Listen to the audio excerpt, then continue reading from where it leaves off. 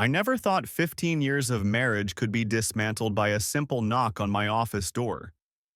But that's exactly what happened on a Tuesday afternoon in December, when our HR director asked me a question that would change everything. My name is Robert Hayes, though everyone calls me Rob. I'm 41, the Chief Technology Officer at North Star Technologies here in Plano, Texas. For the past 15 years, I've been married to Jessica, and we have two kids, Caleb, who's 13, and Mia, who's 10. On paper, we were the perfect tech power couple. I pulled in $195,000 a year, managing 47 developers, while Jessica earned $120,000 as marketing director at Apex Digital Solutions. Together, we'd built what everyone in our circle considered the ideal Dallas suburban life.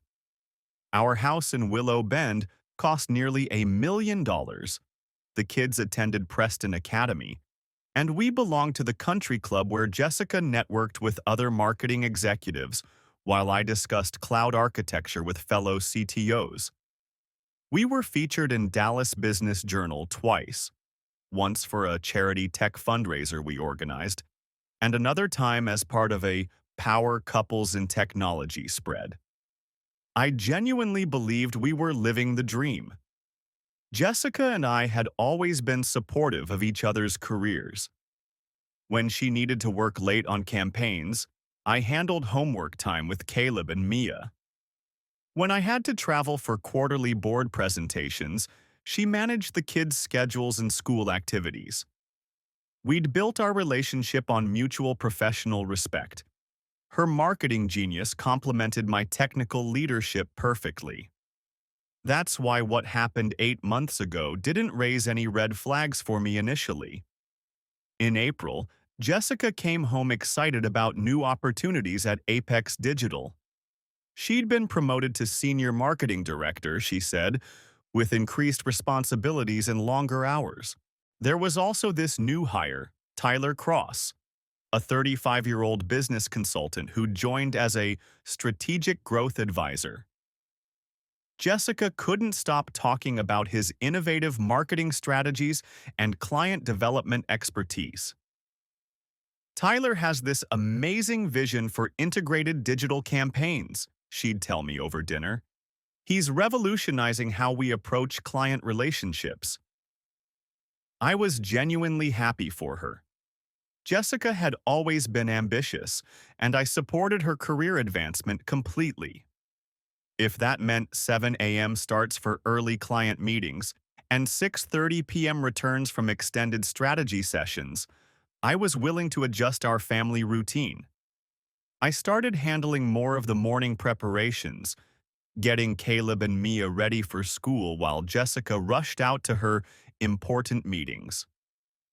For 8 months, this became our new normal. Jessica would leave early, energized about the day's client presentations or campaign launches. She'd return in the evening, sometimes apologetic about missing dinner, but always full of stories about Tyler's latest business insights or their successful client pitches. I never questioned it because Jessica had always been passionate about her work, and Tyler seemed to be bringing out the best in her professional capabilities. Meanwhile, my own career was demanding as ever.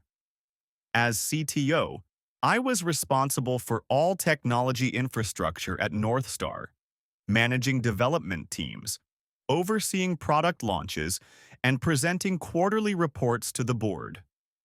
The Dallas Tech Corridor was competitive, and staying ahead required constant innovation and networking. I attended industry conferences, spoke at technology symposiums, and maintained relationships with CTOs across the region. My reputation in the industry was solid. People knew Rob Hayes as someone who delivered results and maintained professional integrity. The irony is that Jessica and I often joked about how well we'd coordinated our demanding careers. While she was building client relationships and developing marketing strategies, I was architecting systems and managing development cycles. We rarely interfered with each other's professional responsibilities, which I thought was a sign of a mature, trusting marriage. I should have been more observant.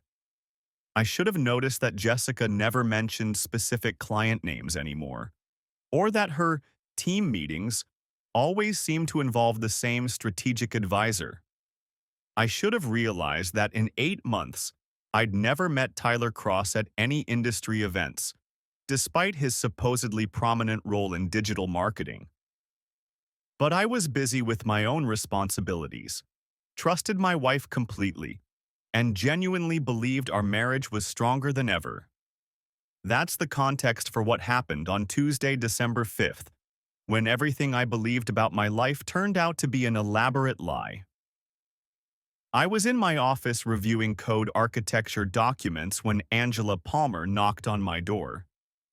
Angela had been our HR director for about 3 years, and we had a good working relationship. She was professional, direct, and never wasted time on unnecessary conversations. "Quick question, Rob," she said, stepping into my office with a folder in her hand. "Your wife listed you as a reference for her job application. She's changing companies?" I looked up from my laptop, confused. "Job application. Jessica's at Apex Digital. What company?" Angela opened the folder and showed me a printout. "Quantum Marketing Group. They called this morning to verify her employment history and asked about your professional relationship. I figured you'd know she was job hunting." I stared at the paper, my brain struggling to process what I was seeing.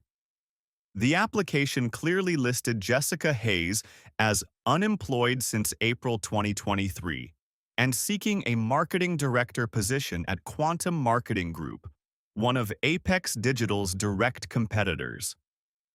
"There must be some mistake," I said slowly. "Jessica's been at Apex for 5 years.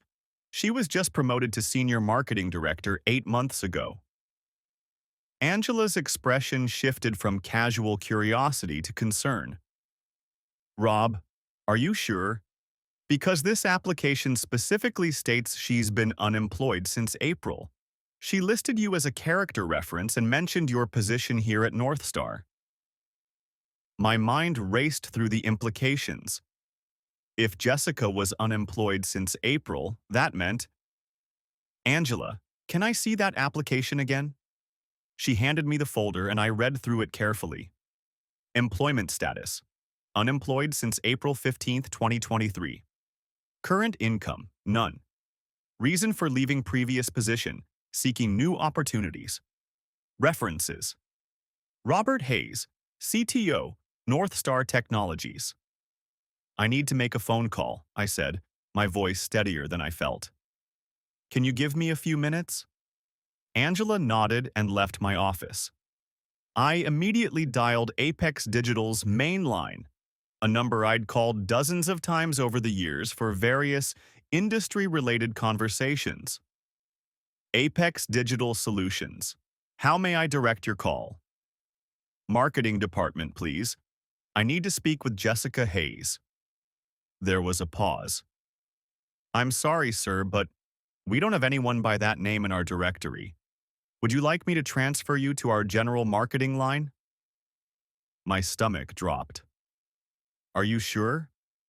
Jessica Hayes, marketing director. She's been there for 5 years. Let me double-check our system. No, sir. No Jessica Hayes in marketing or any other department. Is there someone else I can help you reach?" I hung up without responding and immediately called Mike Montoya, a contact I had in Apex's HR department through our local tech networking group. "Mike, it's Rob Hayes from Northstar. I need to ask you something confidential. Do you have any record of Jessica Hayes in your system?" "Jessica Hayes? Let me check. Oh yeah, I remember her. She was terminated back in April. Why are you asking?" "Terminated? For what reason?" "Rob, this is your wife we're talking about, right? I assumed you knew." She was let go for violation of company ethics policy regarding client relationships. There was a whole situation with her and another employee, Tyler Cross. They were both terminated on the same day. The pieces started clicking into place with horrifying clarity. Tyler Cross was terminated too? Yeah, they were fired together. Something about inappropriate workplace behavior. Look, Rob, I probably shouldn't be discussing this over the phone. Are you okay? I wasn't okay. I wasn't even close to okay. For 8 months, Jessica had been leaving our house every morning, pretending to go to work at a job she'd lost. For 8 months, she'd been coming home with stories about client meetings and strategy sessions that never happened. For 8 months, I'd been supporting what I thought was her career advancement while she was actually… What? Where had she been going every day? Mike, I need to ask you something else. Tyler Cross? Do you know what he's doing now? Last I heard, he started some kind of consulting business. Why? After I hung up with Mike, I sat in my office staring at the wall for probably 10 minutes. My wife of 15 years had been lying to me every single day for 8 months. She'd been pretending to have a job, pretending to work on client campaigns, pretending to attend meetings while actually conducting some kind of relationship with Tyler Cross, the man she couldn't stop talking about. I needed more information before I could figure out how to handle this. I needed to understand exactly what Jessica had been doing, where she'd been going, and what her relationship with Tyler Cross actually involved. As a CTO, I'd learned that you never make decisions based on incomplete data, and right now, I had far more questions than answers. I started with basic research. Tyler Cross had indeed started a consulting business called Crosspoint Strategies. According to the business registration I found online, it was formed on April 20th, exactly 5 days after Jessica was terminated from Apex Digital. The business address was listed as a P.O. box, and the website was professionally designed but vague about actual services or clients. Next, I checked our bank accounts. This was where the deception became even more disturbing. Jessica's direct deposits from Apex Digital had stopped on April 15th. For 8 months, no income had been coming from her supposed job. I'd been so focused on my own work that I hadn't noticed the change in our deposit patterns. We had joint accounts, but we also maintained some separate personal accounts for individual expenses. I'd assumed her smaller personal purchases were coming from her salary, but now I realized she'd been using our savings and credit to maintain the illusion of employment. The credit card statements told an even more troubling story. Jessica's personal card showed daily charges at upscale hotels, expensive restaurants, and boutique shopping centers during what should have been her working hours. The patterns were consistent. Charges at the Marriott Dallas, the Hyatt Regency, followed by lunches at restaurants I'd never heard of, then shopping at stores that sold jewelry and designer clothing. But what really made me sick was realizing that Tyler's consulting business operated out of these same hotel conference rooms and upscale coffee shops. For 8 months, Jessica and Tyler had been conducting their affair during business hours while I worked to support our family, believing I was supporting my wife's successful career. I needed professional help to understand the full scope of what was happening. That evening, I called Detective Madison Clark, a private investigator I'd met through our country club. Madison had handled some corporate security consulting for North Star in the past, and I trusted her discretion. Rob, I can tell this is personal. What do you need? I need surveillance on my wife. I think she's been having an affair for 8 months while pretending to work at a job she lost. That's elaborate. Most affairs are sloppy. But this sounds like a coordinated deception. How detailed do you want the documentation? Everything. Where she goes, who she meets, what she does during the hours she claims to be working. I need to understand the complete scope of this before I decide how to handle it. Madison's team followed Jessica for a full week. The report they provided was devastating but thorough. Every morning, Jessica would drive to various luxury hotels where she'd meet Tyler Cross in rented conference rooms or suites. They'd spend hours together, sometimes conducting what appeared to be business meetings but which were clearly personal in nature. They'd go shopping together, with Jessica using credit cards linked to our joint accounts to buy Tyler expensive gifts. They'd have intimate lunches at upscale restaurants, discussing what the surveillance team described as future plans and exit strategies. But the most damaging evidence came from audio recordings Madison's team captured in public spaces. Jessica and Tyler were planning for the day when I would discover their affair. They discussed relocating together, possibly to Austin or Houston, where Tyler believed his consulting business could flourish. They talked about the divorce settlement Jessica expected to receive and how they could use that money to establish their new life together. When Rob finds out, it'll be ugly at first, Jessica said during one recorded conversation at a restaurant. But he's too focused on his career to fight dirty. He'll want a clean divorce so it doesn't affect his professional reputation. Tyler's response was even more insulting. By the time he realizes what's happening, we'll be established somewhere else. His little tech world doesn't extend beyond Dallas anyway. They were wrong about that. Dead wrong. I've always believed that information is the most powerful weapon in any conflict. As a CTO, I've built my career on understanding systems, identifying vulnerabilities, and implementing comprehensive solutions. What Jessica and Tyler didn't realize was that my little tech world extended far beyond Dallas, and my professional network included some of the most influential people in the industry. I also realized that their elaborate deception had created legal vulnerabilities they probably hadn't considered. Jessica had been committing fraud on multiple levels, lying about her employment status, using marital funds to support an affair, and potentially filing false tax documents. Tyler's consulting business appeared to be a sham operation designed primarily to provide cover for their relationship, which could constitute business fraud. Before I confronted Jessica or took any irreversible action, I needed to document everything and understand my legal options. I contacted David Morrison, a family law attorney who specialized in high-asset divorces and had experience with fraud cases. Rob, this is significantly more complex than a typical adultery case, David explained during our consultation. The employment deception, the financial fraud, the false business operations. These create both criminal and civil liabilities.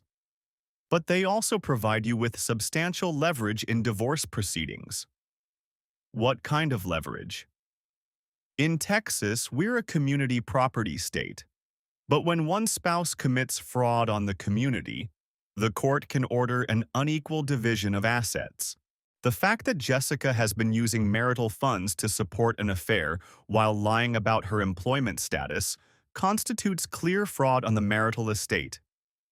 Additionally, if she's been filing false unemployment claims, or if Tyler's been claiming personal expenses as business deductions, there could be criminal implications. David helped me understand that I had multiple avenues for addressing this situation. I could pursue a straightforward divorce with evidence of adultery, but the fraud elements opened up possibilities for both civil and criminal action. More importantly, the evidence I'd gathered would allow me to protect our assets and ensure custody arrangements that prioritized our children's stability. but I wasn't ready to file for divorce yet. I wanted to understand the full extent of their deception, and I wanted them to face consequences beyond just the end of my marriage. Jessica and Tyler had spent 8 months systematically deceiving me while using my income to fund their affair. They'd planned their future together while discussing how to minimize the impact on their lives when I discovered their betrayal. They'd underestimated my willingness to fight back and overestimated their ability to control the narrative. I decided to take a more strategic approach. Instead of immediately confronting Jessica or filing for divorce, I would use my professional network to systematically destroy their ability to continue their deception. Tyler's fake consulting business needed legitimate clients to survive, and Jessica would eventually need actual employment to support herself. My position in the Dallas tech industry would allow me to ensure that neither of those things happened. I started with Tyler's business. As CTO of one of the region's most prominent tech companies, I had relationships with marketing directors, procurement officers, and business development executives throughout the Dallas-Fort Worth area. I began reaching out to these contacts, not to gossip about my personal situation, but to share professional concerns about Tyler Cross and Crosspoint strategies. Hey Jim, I wanted to give you a heads up about a consulting firm that might be reaching out to you, I told Jim Richardson, Marketing VP at Dataflow Systems. Crosspoint Strategies and Tyler Cross. I've heard some concerning things about their business practices and client relationships. You might want to be careful if they approach you for contracts. I didn't lie or exaggerate. I simply shared that Tyler had been terminated from his previous position for ethics violations, and that his business model seemed questionable based on publicly available information. Word travels fast in the Dallas tech community, and within 2 weeks, Tyler's consulting firm was essentially blacklisted from potential corporate clients before he even knew it was happening. Next, I addressed Jessica's job search. Through my industry contacts, I learned that she'd been applying to marketing positions throughout the region, consistently lying about her employment status and the reasons for leaving Apex Digital. I reached out to HR directors and hiring managers I knew personally. I wanted to give you some context about Jessica Hayes, who I understand has applied for positions with your company, I told Sandra Williams, HR Director at Tech Forward Solutions. She's listed me as a reference, but I think you should be aware that she was terminated from Apex Digital for ethics violations and has been misrepresenting her employment status on applications. Again, I stuck to facts. Jessica had been terminated for ethics violations. She was lying on job applications, and companies deserve to know the truth before making hiring decisions. My professional reputation in the industry meant that when Rob Hayes raised concerns about someone's professional conduct, people listened. The results were swift and comprehensive. Tyler's consulting business went from having potential client meetings to being unable to get responses to his outreach efforts. Jessica's job applications were quietly rejected by every major marketing firm in the Dallas-Fort Worth area. Their professional reputations were being systematically destroyed, and they had no idea why their opportunities were disappearing. But I wasn't done. I wanted them to understand that their actions had consequences beyond their immediate professional prospects. I contacted the IRS to report Tyler's business for potential tax fraud, given that his business expenses appeared to consist primarily of personal affair activities. I reported Jessica to the state unemployment office for potential false claims, since she'd been representing herself as unemployed while actually conducting a relationship during normal business hours. I also reached out to our country club membership committee. While I didn't discuss my personal situation directly, I did mention that Jessica might be misrepresenting her employment status, which could affect her ability to maintain membership fees. The committee began asking questions about financial standing, which would eventually lead to uncomfortable scrutiny.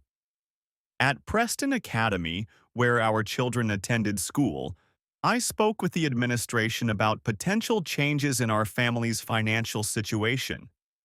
I didn't mention the affair, but I did indicate that Jessica's employment status was uncertain and that there might be changes in our ability to maintain tuition payments from dual incomes. Throughout all of this, I maintained my professional dignity and never engaged in gossip or personal attacks. I simply shared factual information with people who had legitimate business reasons to know it. But the cumulative effect was devastating to Jessica and Tyler's ability to continue their deception. After 3 weeks of systematic professional destruction, I decided it was time to confront Jessica directly. I documented everything, protected our assets, and ensured that her future employment prospects in the Dallas area were severely limited. I'd also made certain that Tyler's fake consulting business would never gain the credibility needed to support their planned relocation. I chose a Thursday evening when the kids were at their weekly sleepover at Jessica's sister's house. Jessica came home at her usual time, around 6:30, full of stories about her day at the office. "How was the client presentation today?" I asked, as she settled into the living room. "Oh, it went really well. Tyler had some brilliant insights about their digital engagement strategy. I think we're going to land the contract." I pulled out the surveillance photos Madison's team had taken that day. Pictures of Jessica and Tyler having lunch at an expensive restaurant, followed by shopping at a jewelry store, followed by an afternoon in a hotel suite. "Which client was this for?" I asked, placing the photos on the coffee table. Jessica's face went white. She stared at the photos for several seconds before looking up at me. "Rob, I can explain." "I'm sure you can. You've been explaining things very creatively for 8 months. But let me save you the effort." I pulled out the rest of the documentation: bank statements, credit card records, employment verification calls, surveillance reports, and business registration documents for Tyler's consulting firm. "Jessica, I know you were fired from Apex Digital on April 15th for having an affair with Tyler Cross. I know you've been pretending to work for 8 months while actually conducting your relationship during business hours. I know Tyler's consulting business is fake and that you've been using our money to fund your affair. I know you've been lying on job applications and planning to leave me for Tyler." Jessica started to cry, but I wasn't finished. "What you don't know is that I've spent the last 3 weeks systematically destroying both of your professional reputations in this industry. Tyler's consulting business will never get another client meeting in Dallas.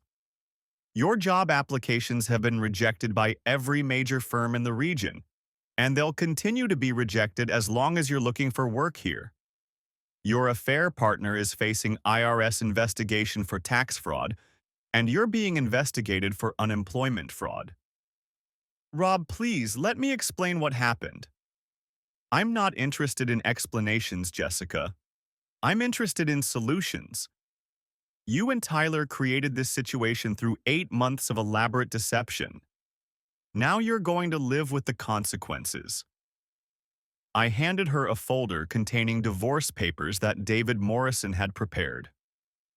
"You can sign these tonight, or we can go through contested proceedings where all of this evidence becomes part of the public record. Your choice." Jessica looked through the papers, and I could see her realizing the extent of her situation. The proposed settlement gave me primary custody of the children, the majority of our assets, and required her to pay restitution for the fraudulent charges she'd made during the affair. "This isn't fair, Rob. You're being vindictive." Vindictive would be if I'd posted your surveillance photos on social media or sent them to your mother. Vindictive would be if I'd told Caleb and Mia exactly why their mother was unemployed for 8 months. What I've done is protect my family's financial future and ensure that you face appropriate consequences for fraud and deception. What about Tyler? What did you do to him? Tyler's consulting business is finished in Dallas. His former employer is reviewing his severance package for potential fraud. The IRS is investigating his business deductions. And every major corporation in the region knows about his ethics violations at Apex Digital. He's going to have a very difficult time rebuilding his career anywhere in Texas. Jessica was silent for several minutes, reading through the divorce settlement. Finally, she looked up at me. Where am I supposed to work? You've blacklisted me from every company. That's not my problem anymore, Jessica. You made decisions that destroyed your professional reputation. I just made sure the right people had accurate information about those decisions. You'll figure out your next steps the same way you figured out how to lie to me for 8 months. Jessica signed the divorce papers that night. She moved out of our house within a week, initially staying with Tyler in a small apartment he rented after realizing his hotel lifestyle was no longer sustainable. But their relationship didn't survive the collapse of their professional lives and the stress of their legal problems. Tyler's IRS investigation revealed that he'd been claiming personal expenses as business deductions while having no legitimate business income. He faced significant penalties and liens that destroyed his credit. His consulting business officially dissolved after 3 months, and he eventually left Dallas for a sales position in Phoenix that paid less than half what he'd been earning at Apex Digital. Jessica struggled to find employment in marketing. The references from her previous positions were complicated by her termination for ethics violations, and her 8-month gap in employment raised questions she couldn't answer honestly. She eventually took a position at a small advertising agency in Fort Worth, making about 40% of what she'd earned at Apex Digital. But the most important outcome was the impact on our children. Caleb and Mia adjusted well to the new routine. They lived primarily with me in the house they'd grown up in, maintaining their enrollment at Preston Academy and their friendships in the neighborhood. Jessica had visitation every other weekend and Wednesday evenings, which gave her time to rebuild her relationship with them while allowing me to maintain stability in their daily lives. I never told the children the details of why their mother and I divorced. I simply explained that sometimes adults make decisions that change families, and that both of their parents love them completely. Jessica, to her credit, didn't try to turn them against me or blame me for the consequences of her actions. Professionally, my handling of the situation actually enhanced my reputation in the Dallas tech community. People respected how I'd managed a personal crisis without letting it affect my work performance or professional relationships. 6 months after the divorce was finalized, I was promoted to Chief Innovation Officer at Northstar, with a salary increase to $240,000 and stock options that significantly improved my financial position. I also began dating Amanda Foster, a software engineer I'd met at an industry conference. Our relationship developed slowly and was built on complete honesty about our past experiences and future expectations. Amanda had been through her own divorce several years earlier and understood the importance of rebuilding trust carefully. 2 years after that Tuesday afternoon when Angela Palmer knocked on my office door, my life was fundamentally different but significantly better. Caleb was 15 and had developed a strong interest in computer programming, inspired by watching me work through the challenges of managing development teams. Mia was 12 and had become student body president at Preston Academy, showing remarkable leadership skills and academic performance. Jessica had established a stable life working at the advertising agency and living in a modest apartment near Fort Worth. She'd begun dating someone new, a teacher who worked at a different school district. Our co-parenting relationship was professional and focused entirely on the children's needs.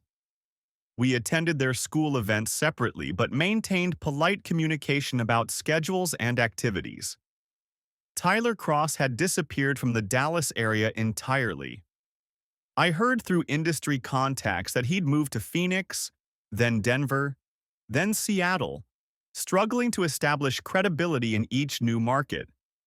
His reputation in the consulting world had been permanently damaged, and he'd eventually transitioned to straight sales work in industries unrelated to marketing or technology. My relationship with Amanda had developed into something I hadn't expected to find again. A partnership based on mutual respect, shared interests, and complete honesty. She understood my responsibilities as a single father and supported my career ambitions while pursuing her own goals as a senior software engineer. We'd been discussing marriage, but were taking our time to ensure that both our children and our careers were ready for that commitment. The Preston Academy Board elected me to serve as a parent representative, where I advocated for policies that supported family stability and academic excellence. My experience managing a family crisis while maintaining professional responsibilities had given me insights into the challenges other parents faced, and I used that perspective to help develop better support systems for students from changing family situations. At North Star Technologies, my role as Chief Innovation Officer allowed me to shape the company's strategic direction and technology investments. The leadership skills I'd developed while managing my personal crisis had translated into better management of complex business challenges. My team respected my ability to handle pressure and make difficult decisions based on complete information rather than emotional reactions. Most importantly, I'd learned valuable lessons about the importance of verification and documentation in both personal and professional relationships. I'd always been technically inclined, but the experience of discovering and proving Jessica's deception had taught me to apply systematic analysis to areas of life I'd previously approached with pure trust. 5 years after the divorce, I was invited to give a keynote address at the Dallas Technology Leadership Conference on integrity in professional and personal leadership. It was an honor I hadn't expected, but one that felt like a culmination of the lessons I'd learned from my experience. Standing in front of 300 technology executives, I talked about the importance of building systems that verify information rather than simply accepting it, the value of maintaining professional networks that can provide accurate data when you need it, and the necessity of making decisions based on facts rather than emotions. The same skills that make us effective technology leaders, systematic analysis, comprehensive documentation, strategic planning, and professional networking, are equally valuable when facing personal challenges, I told the audience. The key is applying those skills consistently, whether you're debugging code or dealing with family crises. I didn't discuss the specific details of my divorce, but I did talk about how professional integrity and systematic thinking had helped me navigate a difficult period while maintaining my career success and family stability. The response was overwhelmingly positive, with several attendees approaching me afterward to discuss similar challenges they'd faced. After the conference, Amanda and I drove home to the house in Willow Bend, where Caleb was working on a coding project for his senior year computer science class, and Mia was studying for her student government election. It was a different family than I'd had 5 years earlier, but it was built on a foundation of honesty, mutual respect, and clear communication. Jessica had remarried and seemed content with her new life. She'd never returned to the marketing industry, instead finding satisfaction in managing advertising campaigns for small local businesses. Her relationship with the children had stabilized into a routine that worked for everyone involved. We exchanged cordial greetings at school events and efficiently coordinated schedules through email and text messages. Tyler Cross had become a cautionary tale in the Dallas tech community, an example of how professional ethics violations could permanently destroy a career. His name occasionally came up in conversations about the importance of maintaining workplace boundaries and the long-term consequences of poor judgment. I felt no satisfaction in his continued struggles, but I also felt no regret about ensuring that his deceptive business practices were exposed.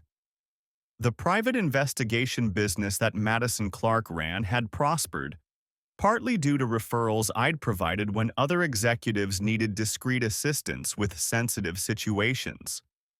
She'd become an expert in corporate fraud cases and had helped several companies investigate employee misconduct that could have resulted in significant financial losses.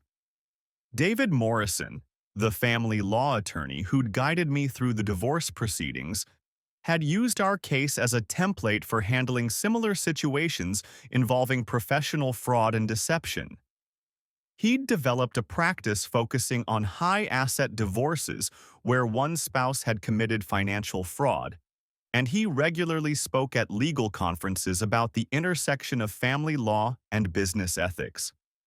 Looking back, I realized that the most important outcome of the entire experience wasn't the professional destruction of Jessica and Tyler, or even the financial settlement that secured my children's future.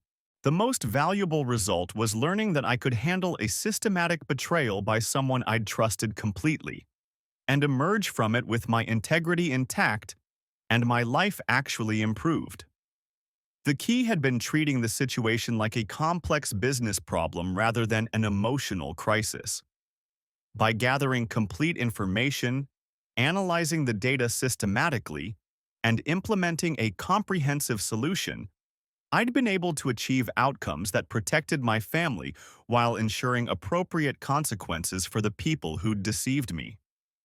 As Caleb prepared for college and Mia continued to excel in school, I realized that I'd also provided them with an example of how to handle serious challenges with dignity and strategic thinking.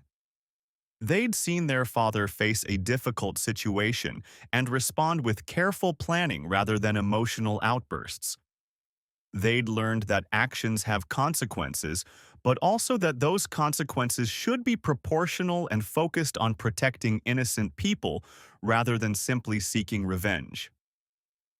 That Tuesday afternoon when Angela Palmer knocked on my office door had changed everything, but it had changed everything for the better. I'd discovered that my wife of 15 years was capable of elaborate deception, but I'd also discovered that I was capable of handling that deception effectively. I'd learned that professional networks built on integrity could provide both information and support during personal crises. Most importantly, I'd learned that systematic thinking and strategic planning could turn even the most painful betrayals into opportunities for building a better life. The reference check that started it all had become a foundation for everything that followed. A reminder that verification is always better than trust, that documentation is more valuable than assumptions, and that professional integrity is worth maintaining even when the people around you abandon theirs. As I looked around the dinner table that evening, listening to Caleb explain his latest programming project while Mia described her campaign strategy for student government, I realized that this was the family I was supposed to have. Not the one built on deception and false success, but one built on honesty, hard work, and mutual support. The elaborate betrayal that had once threatened to destroy my life had actually led me to a better version of it. And that, I decided, was the most satisfying revenge of all. 10 years later. I'm writing this story on the anniversary of that transformative Tuesday, sitting in my home office while Amanda prepares dinner and our daughter Emma, now 5 years old, plays with building blocks in the living room. Caleb graduated from MIT with a computer science degree and now works as a software architect in Austin. Mia finished high school as valedictorian and is studying business administration at the University of Texas, with plans to launch her own marketing firm after graduation. Jessica remarried her teacher and moved to Houston, where she manages marketing for a small chain of educational centers. She seems genuinely happy, and our children maintain a good relationship with her and their stepfather. The anger and betrayal that once defined our interactions have been replaced by polite cooperation focused entirely on supporting Caleb and Mia's continued success. Tyler Cross, from what I occasionally hear through industry contacts, never recovered professionally. He went through several failed business ventures and multiple relocations before eventually leaving the corporate world entirely. Last I heard, he was managing a small retail store in Oregon and had no connection to the technology or marketing industries. Amanda and I built our marriage on the lessons I'd learned from my first experience: complete honesty, regular communication about both personal and professional goals, and systematic attention to maintaining trust and respect. When challenges arise, and they do in any relationship, we address them directly and work together to find solutions, rather than allowing problems to develop into deceptions. My career reached heights I'd never expected. After 5 years as Chief Innovation Officer at Northstar, I was recruited to serve as Chief Technology Officer for a Fortune 500 company based in Austin. The leadership skills I'd developed while managing both professional responsibilities and family crisis had prepared me for complex strategic challenges that required both technical expertise and sophisticated interpersonal management. The keynote address I gave at the technology conference led to additional speaking opportunities at business schools and executive leadership programs. I developed a presentation called Systems Thinking for Personal and Professional Challenges that helped other leaders apply technical problem-solving approaches to complicated situations in their personal lives. But the most satisfying outcome has been watching my children develop into adults who value honesty, work ethically toward their goals, and understand that success built on deception is ultimately unsustainable. They saw their father face a devastating betrayal and respond with strategic thinking rather than emotional destruction. They learned that protecting innocent people is more important than seeking revenge, and that building something better is more valuable than simply tearing down what already exists. Caleb's software architecture work focuses on security systems that help prevent corporate fraud. He's told me that watching his parents' divorce taught him the importance of verification systems and transparent processes in both personal and professional relationships. His technical skills are enhanced by his understanding of how human behavior can compromise even the most sophisticated systems. Mia's business studies have been influenced by her understanding of how professional ethics violations can destroy careers and companies. She's planning to specialize in marketing ethics and corporate reputation management, with a particular focus on helping companies maintain integrity while pursuing growth objectives. Her student government experience taught her that leadership requires both strategic thinking and genuine concern for the people affected by your decisions. Emma, our youngest, is growing up in a family environment where honesty and communication are simply normal expectations rather than special achievements. She's never known a household where parents hide important information from each other or where success is built on deception. Her baseline for relationships is much healthier than what I experienced during my first marriage. Looking back at that December afternoon when everything changed, I can see clearly that Angela Palmer's simple question about a reference check was the beginning of the best period of my life. Not because discovering my wife's betrayal was pleasant. It was devastating and humiliating and painful in ways I couldn't have imagined. But because it forced me to apply systematic thinking to personal challenges, to build relationships based on verification rather than blind trust, and to prioritize protecting innocent people over maintaining comfortable illusions.